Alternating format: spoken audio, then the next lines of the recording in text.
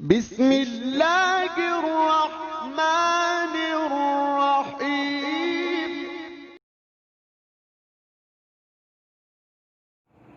ان حالات کے اندر جن میں آج ساری دنیا دبی ہوئی ہے، الحمدللہ امریکہ میں نیو یارک کا یہ مدرسہ جو اپنی الگ ایک شناخت رکھتا ہے اور اللہ نے اس کو قبولیت سے نوازا ہے، اس مدرسے کے اندر تعلیم کا سلسلہ شروع ہے۔ اور آج بخاری شریف جو علم حدیث کی بے مثال اور بنیادی کتاب ہے، وہ آج شروع ہو رہی ہے اور آج اس کا پہلا سبق ہے۔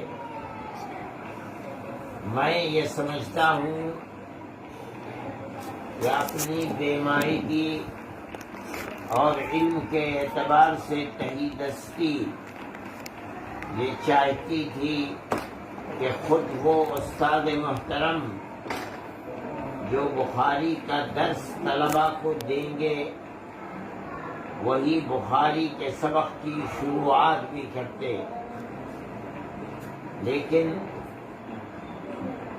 حافظ برکت اللہ صاحب کے حکم کی تعمیل میں نے کی ہے، اور میں اپنی طالب علمانہ حیثیت کے ساتھ آپ کے سامنے موجود ہوں،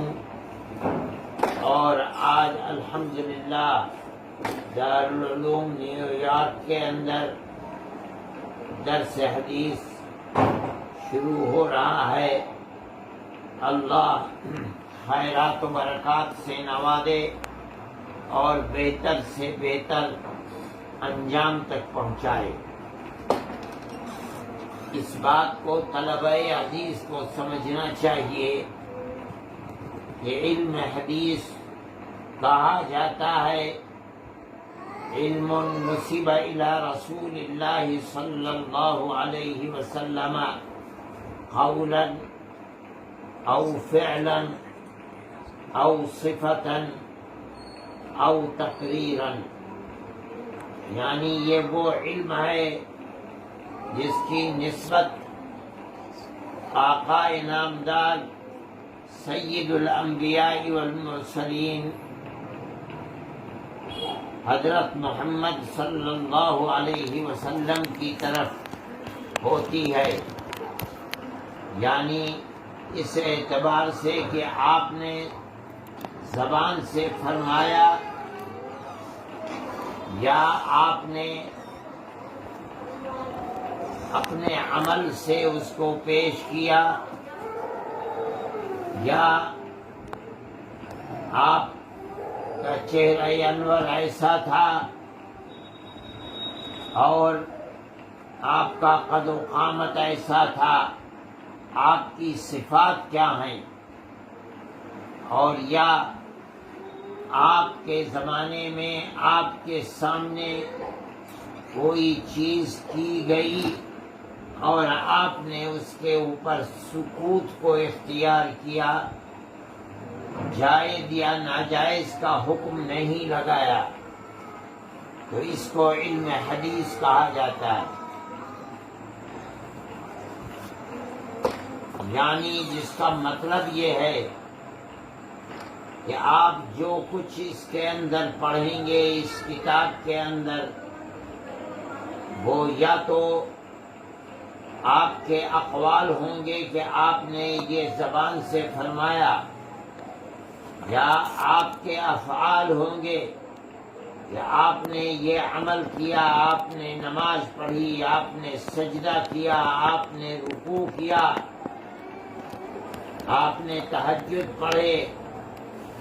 آپ نے جہاد فی سبیل اللہ کیا، کس طرح کیا، نماز کیسے پڑھی، روزہ کیسے رکھا، یا آپ کی صفات ہوں گی کہ آپ اس طرح چلتے تھے، اس طرح نوش فرماتے تھے، کھاتے تھے، اس طرح پیتے تھے۔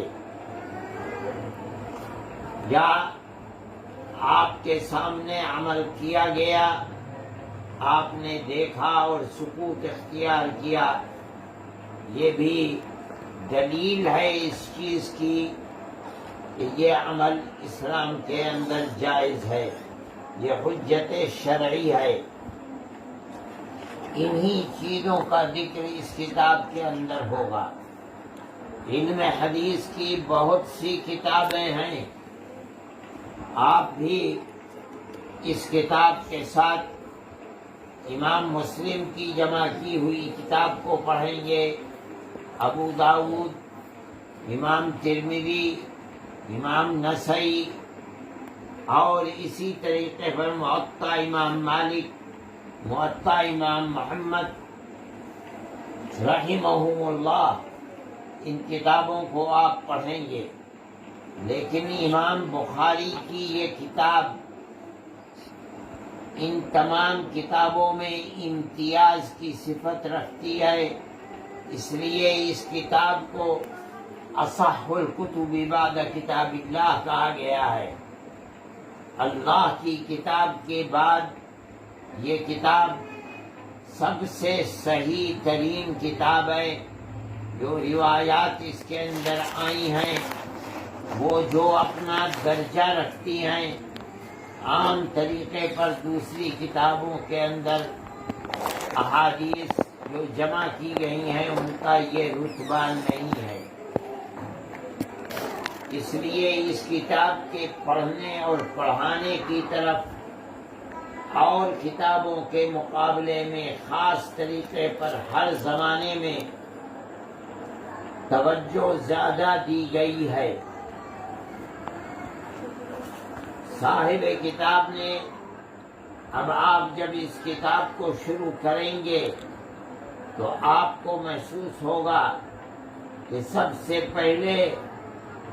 جس روایت کو، جس چیز کو لا کر رکھا ہے وہ وحی سے متعلق چیز ہے۔ انا اوحینا الیک کما اوحینا الی نوح والنبیین من بعدہ۔ امام بخاری رحمۃ اللہ علیہ آپ حضرات کی توجہ اس طرف مبذول کرنا چاہتے ہیں کہ اس کتاب کے اندر جو کچھ آپ اللہ کے نبی ارشاد فرماتے ہیں وہ ما ينطق عن الهوى ان هو الا وحی یوحی ہے، یعنی یہ سب وحی ہے۔ جس طرح سے وحی انبیاء سابقین کے اوپر اترتی رہی ہے جو اس آیت سے ثابت ہے، اسی طریقے پر وحی نبی کریم علیہ السلام